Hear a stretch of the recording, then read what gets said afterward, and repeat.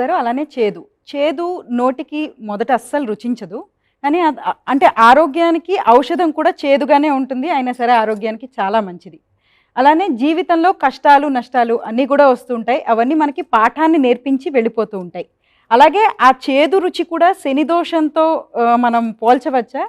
చేదుని పంచే రాసులు అంటే చేదు ఫలితాలనిచ్చే రాసులు ఏవి? వాటికి తెలియజేస్తారా గురువుగారు? నిజానికి మీరన్నారు.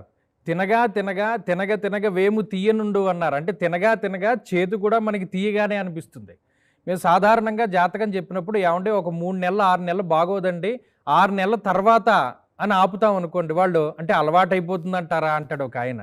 అలాగా కొన్ని కష్టాలని అనుభవిస్తూ ఉన్నటువంటి వాళ్ళు, అంటే సీక్వెన్స్ ఆఫ్ కష్టాలని అనుభవిస్తూ ఉండేటువంటి రాసుల వారు ఇక దానికి అలవాటు పడిపోయి, అబ్బాయి మనకి గతంతో పోల్చుకుంటే ఇది పెద్ద కష్టం కాదులే, ఆ కష్టమే పెద్దది, దాంతో పోల్చుకుంటే ఇది చిన్న కష్టమే అని అనుకుంటూ ఉంటారు. అంటే అనుభవిస్తూ ఉన్నటువంటి వాడు ఇక దానికి అలవాటు పడిపోతాడు.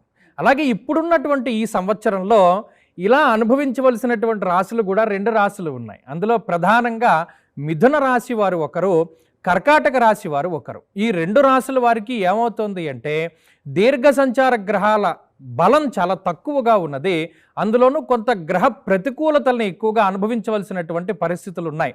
ఉదాహరణకి ఈ 2 రాశులు పక్కపక్క రాశులే. ఈ 2 రాశుల్లోనూ గురుడు జన్మరాశి స్థిత సంచారం చేస్తారు. ద్వాదశాష్టమ జన్మస్థ శన్యర్ కంగారక గురువు అన్నారు. అంటే జన్మరాశి యందు గురుడు సంచరిస్తూ ఉండేటువంటి కాలము కొంత ఇబ్బందికరంగా ఉంటుంది. ఏ విధంగా?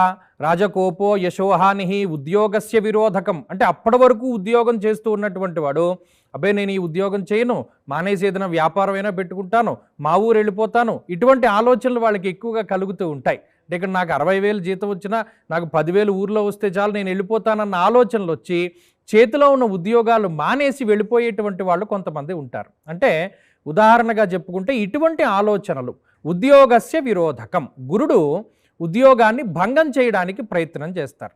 అలాగే ఈ రాసుల వారికి కంటక శని యొక్క స్థితి ఉన్నది. ఈ కంటక శనేశ్వరుడు ఏం చేస్తారు? ఆయన కూడా కర్మకారకుడు, కర్మస్థానమందు ఇబ్బందికరమైనటువంటి ఫలితాన్ని ఇస్తాడు. అంటే ఈ 2 రాసుల వారికి వృత్తి ఉద్యోగాదుల పరంగా ఈ సంవత్సరంలో కొన్ని ప్రతికూలతలు రాబోతూ ఉన్నాయి. అయితే వీరు అనుభవించగా కొంతకాలానికి ఏమవుతుంది అంటే వాటి నుండి బయటపడడానికి తగిన అవకాశాలు దొరుకుతాయి.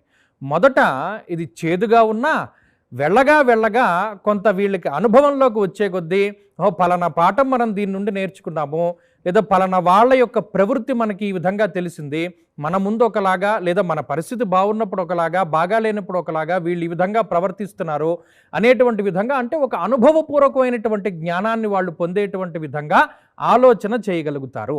కాబట్టి ఈ చేదు అనేటువంటిది చాలా ముఖ్యమైనటువంటిదే. ఎందుకంటే మందు ఎప్పుడూ చేదుగానే ఉంటుంది, కానీ అది ఇచ్చేటువంటి ఫలితం చాలా గొప్పగా ఉంటుంది. అలాగే ఇప్పుడు చేదుని అనుభవించినా ఈ 2 రాశుల వారు వచ్చేటువంటి కాలంలో శుభ ఫలితాలని తప్పకుండా పొందగలుగుతారు.